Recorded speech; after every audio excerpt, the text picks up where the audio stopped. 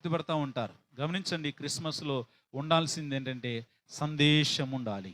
ఏముండాలి? ఎవరి దగ్గర నుంచి మనకు సందేశం అందుకోవాలి?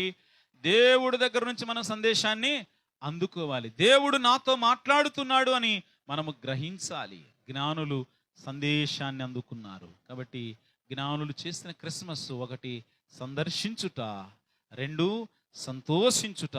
సంతోషించిన వీరే సాగిలపడ్డారు. సాగిలపడి పూజించినటువంటి వీరే ప్రియులారా బంగారమును సాంబ్రాణిని బోలమును కానుకలుగా ఆయనకి సమర్పించారు. సమర్పించిన వీరే సన్నుతించారు.